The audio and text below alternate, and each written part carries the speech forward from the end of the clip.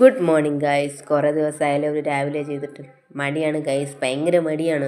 കാര്യം എങ്ങനെയെങ്കിലും നീക്കി നീക്കി ടൈം അങ്ങ് കൊണ്ടുപോയി എണീക്കുമ്പോൾ പിന്നെ വീഡിയോ എടുക്കാനൊന്നും സമയം കിട്ടില്ല. അപ്പോൾ നിങ്ങൾ ചോദിക്കും, നിന്നോട് ഞങ്ങൾ വീഡിയോ ചോദിച്ചോ? അങ്ങനെയൊന്നും ചോദിക്കണ്ട. ഇന്ന് ഞാൻ 5 മണിക്ക് അലാറം സെറ്റ് ചെയ്താണ്. എഴുന്നേറ്റപ്പോഴത്തേക്ക് 5:40 ഇന്നലെ ഇഡ്ഡലി ആയിരുന്നു. അപ്പോൾ ഇന്ന് ദോശയാണ് ഉണ്ടാക്കേണ്ടത്. എന്നാലും ഞാൻ മടിച്ചിട്ട് ഇന്നും ഇഡ്ഡലി തന്നെ ഉണ്ടാക്കി. തിങ്കളിന് ഇഡ്ഡലിയാണ് ഇഷ്ടം. ചേട്ടന് പിന്നെ ഇഡ്ഡലി ആയാലും ദോശ ആയാലും കുഴപ്പമില്ല.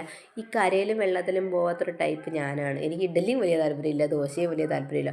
പണ്ടൊക്കെ ഞാനൊരു 8 ഇഡ്ഡലിയൊക്കെ കഴിക്കാറുണ്ടാവും. ഒറ്റയിരിപ്പിന് ഒരു 5-6 കഴിക്കും. പണ്ട് സ്കൂളിൽ പഠിക്കുമ്പോൾ. ഇപ്പം മാക്സിമം 2, കൂടിപ്പോയാൽ 3, അതിനധികമൊന്നുമില്ല. പിന്നെ ഇന്ന് വിഴുക്കായിരുന്നു, ക്യാരറ്റ് വിഴുക്കാണെന്ന്. ചേട്ടൻ ചോറ് കൊണ്ടുപോകണില്ല കേട്ടോ. കാര്യം ഇന്നലെ കുറച്ച് ചോറ് ഊറ്റിപ്പൊരിക്കാനായിട്ട് വെച്ചിട്ടുണ്ടായിരുന്നുള്ളൂ. പിന്നെ ചേട്ടൻ പുറത്തുനിന്ന് കഴിക്കാമെന്ന് പറഞ്ഞു. പിന്നെ തിങ്കളിന് മാത്രമേ ചോറുള്ളൂ. അതുകൊണ്ട് തിങ്കളിന് വേണ്ടി മാത്രം ഒരു വിഴുക്കുണ്ടാക്കാമെന്ന് വിചാരിച്ചു. അപ്പോഴത്തേക്ക് ഇഡ്ഡലി റെഡി ആയിട്ടുണ്ട്. ഇഡ്ഡലിക്ക് നല്ല മയമൊക്കെ ഉണ്ട് കേട്ടോ. എത്ര സോഫ്റ്റ് ആണെന്ന് പറഞ്ഞാലും നമുക്ക് കഴിക്കാൻ താല്പര്യം തോന്നില്ല. പണ്ടൊക്കെ ഇഡ്ഡലിയൊക്കെ വല്ലപ്പോഴും ആയിരിക്കും ഉണ്ടാക്കുന്നത്. എൻ്റെ വീട്ടിലൊക്കെ വല്ലപ്പോഴും എന്ന് വെച്ചാൽ ആണ്ടിലും ആവണിക്കയിലായിരിക്കും.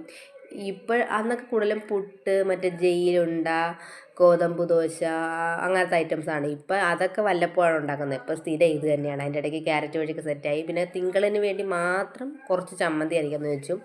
എരിയില്ലാതെ കുറച്ച് ചമ്മന്തി തിങ്കളിന് വേണ്ടി അരച്ചു. ഇഡലിക്ക് കറി ഉണ്ടാക്കണ്ട. ഇന്നലെ സാമ്പാർ ഉണ്ടാക്കിയത് തണുത്തപ്പോൾ തന്നെ മാറ്റി ഫ്രിഡ്ജിൽ വെച്ചിട്ടുണ്ടായിരുന്നു. അതുകൊണ്ട് തന്നെ ഇഡലിക്ക് വേറെ സ്പെഷ്യലായിട്ട് കറിയൊന്നും ഉണ്ടാക്കേണ്ട കാര്യമില്ല. അത് എളുപ്പമായി. പിന്നെ ഞാൻ അപ്പോഴത്തേക്ക് ചമ്മന്തി അരച്ചു.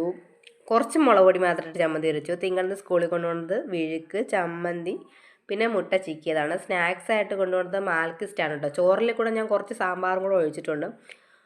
പിന്നെ കാപ്പിയായിട്ട് ഇഡ്ഡലിയാണ്.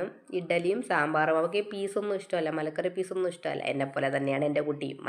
പച്ചക്കറി സാധനങ്ങളൊന്നും ഒക്കെ ഇഷ്ടമല്ല. പിന്നെ എന്നാലും ഞാൻ